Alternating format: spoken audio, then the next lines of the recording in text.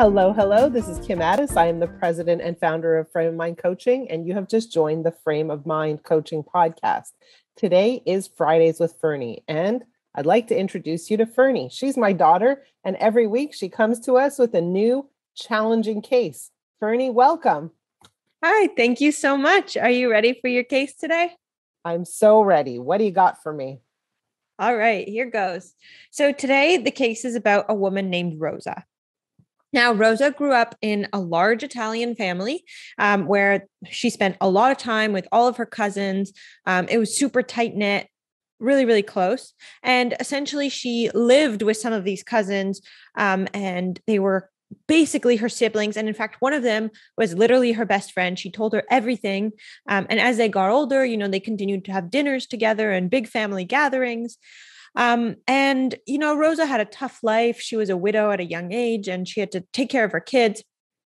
And so this family was really, really, really meant a lot to her. They took care of her. They brought her in, everything like that. And so later on, they all had this uncle who didn't have any immediate family other than them, right? So he didn't have children or parents that were still alive. And so he made Rosa the proprietor of his will. And so she was in charge of his will and he passed away. And when he passed away, she saw that essentially he gave all of his money, and he was a fairly rich uncle, only to his godchildren. So not to all the cousins, just his godchildren. And so all the cousins that didn't get any of this money were really, really angry. And they were mad specifically at Rosa because she was in charge of the will. And, I know that, she doesn't have the power to change the will. And she found that, it was not only unethical and not right to change his words, his will, but it was also illegal to change his will. And so the cousins were mad that she didn't do that and that she didn't do anything so that they could get more money. And what happened was that, given that they were so mad, they cut her off completely.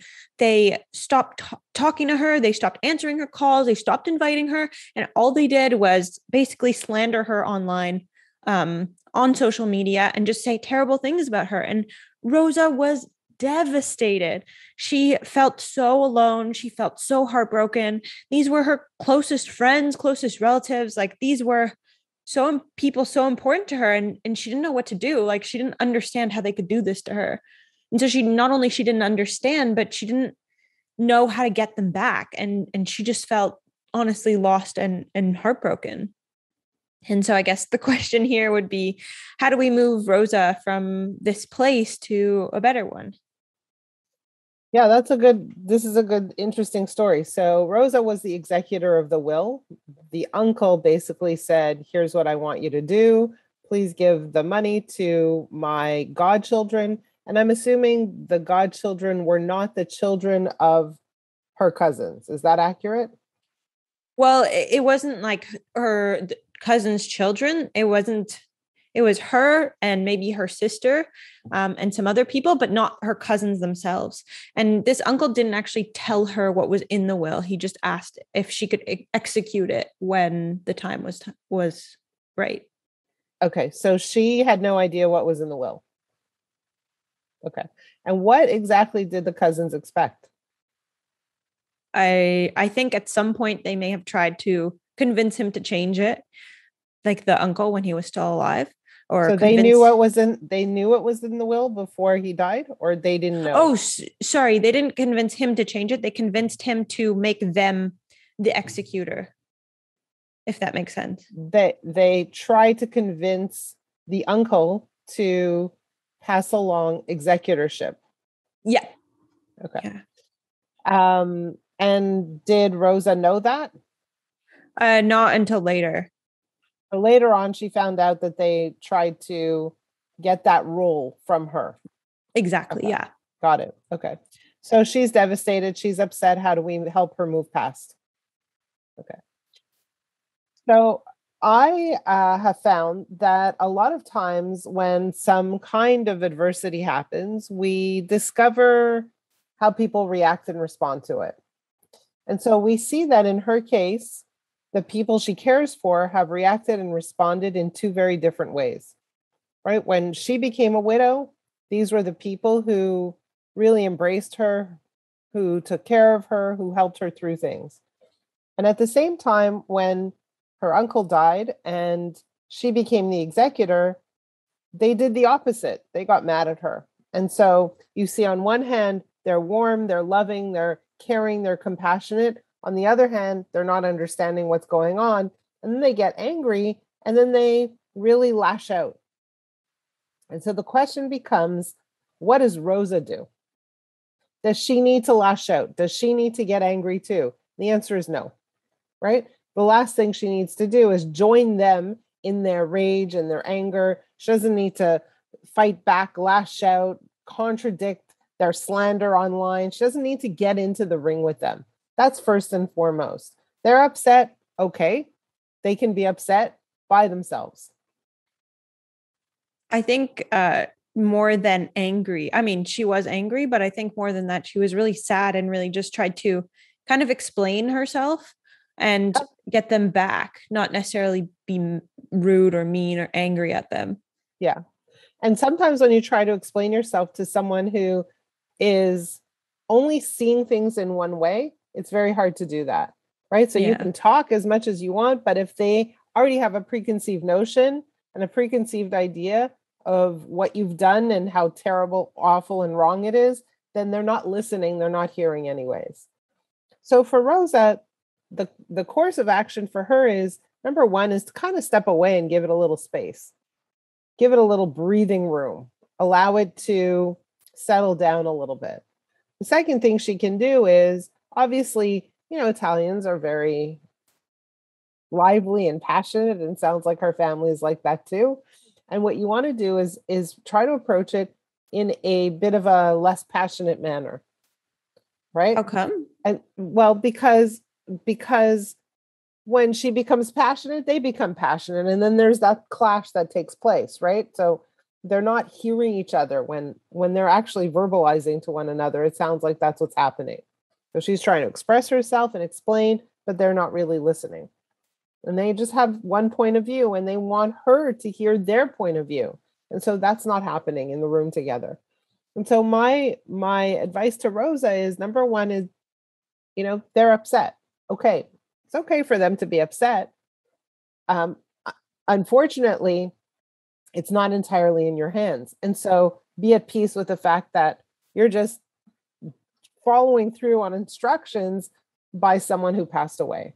And so this is not a decision you made. It's a decision he made. And so be okay with it. Like, for what I'm really trying to do is help Rosa not feel guilty about what she did and how she did it. Mm. Number two is, I would encourage Rosa to write down her thoughts and review it over and over again until she feels comfortable sharing that with her cousins. Hey, here's how it went down for me. Here's what took place. Here's how I felt. Here's why I did what I did. Here's what was asked of me. Here's what's legal. And here's how I feel. Now, if Rosa wants to, she can take her share of the will, what she received, and she can say, you know what? Here's what I received, and here's what I'm willing to do. Here's what I want to do. I want to share this with you. Right? She can do that if she really feels the desire to do that. But I would not do that until she got to a place of peace with her cousins. So it's not like I'm not trading your love and affection for a part of the will. I want to get to a place of understanding. And then if at some point I want to share what I received, I can do that, but not as a barter piece. Mm-hmm. The whole thing is that Rosa has received a lot of support from her family that has suddenly been taken away. And so it's very important for Rosa to find another source of support, another area where another group of friends, another Italian family, another source of support. And that's very important, because when we are unsupported, we cannot think clearly, we cannot see clearly, and we're not making decisions clearly. And so the question for her is, and in Rosa's case, when you make a decision moving forward, how are you making this decision? And very often I encourage people to use a very specific strategy to make a decision. So number one, is it healthy? Number two, is it engaging? In other words, does it keep you involved in something you want to be involved with? Is it interesting? And is it good for you on a mental level? Number three, is it aligned with your values? So in Rosa's case, does sharing part of her gift align with her values versus, hey, I'm taking care of this man's will and this was his desire, and that's much more aligned with my values. So she has to make a decision. And number three is, does it lead to a goal or outcome that she desires? And so number four? Number four, I'm sorry. And so a very important question for Rosa is, what do you want out of this? Do you want to reconvene with your cousins? Or do you want to kind of just take a step back and be okay with it? So that's a very, very important thing in this conversation. What if she just wants things to go back to as they were? She just wants her cousins back. Well, so the goal is she wants a relationship with her cousins.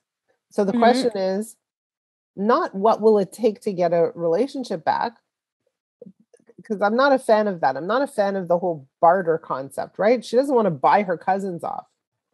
But the question is, can they go back? They can't really go back to the way things were. What can happen now? Right? How can we develop a relationship from here on in? And maybe it's a relationship with some of the cousins as opposed to all of the cousins. And could that be okay? Right? But she has to kind of step back and say, what is it that I want here? And what do my values allow me to do? And at what point does she stop trying? Like, let's say she keeps trying, she keeps, doing all the things that she's supposed to do. She's an absolute angel in this case, and really doesn't get angry and tries to explain herself and tries to be nice to them, does all the steps, and they still don't yield. At what point does she stop trying? She stops now. She leaves the door open and says, hey, I feel like I love you. I care about you. I would love a relationship with you. My door is open. I feel like I've done, what I've been asked to do. And here I am. You know where to find me. And it's very, very important for her to build a life, to build other relationships, to find outside friends, to build a new family in a way, and leave the door open for them if and when they want to come back. But it's not her job to go and, beg after them. Right? So leave the door open, understand that they're mad. Don't lash out with their anger, and kind of step back and say, here I am.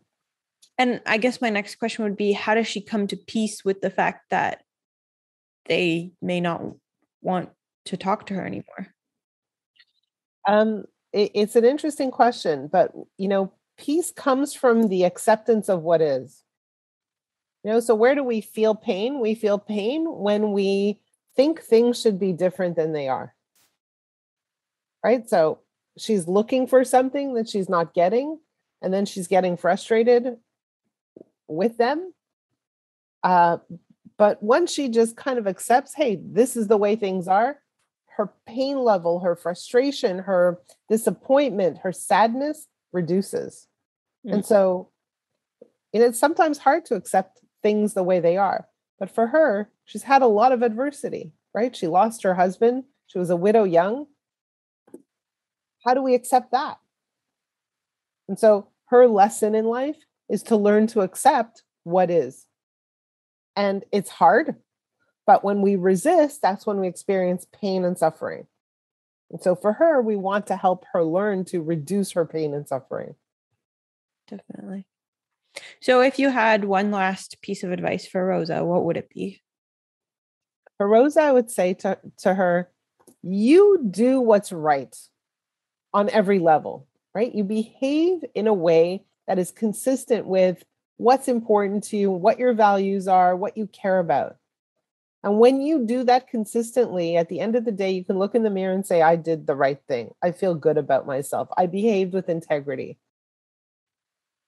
And if you continue to do that, the right people will step into your life and stay in your life. And so when some people go away, it's hard, it's hurtful, it's difficult. But at the end of the day, what you're doing is you're creating an environment that is a match to who you are. And so when people fall away, it's no longer a match. And that's not always easy, but it's always the right thing. Definitely. Well, thank you. That was a tough one.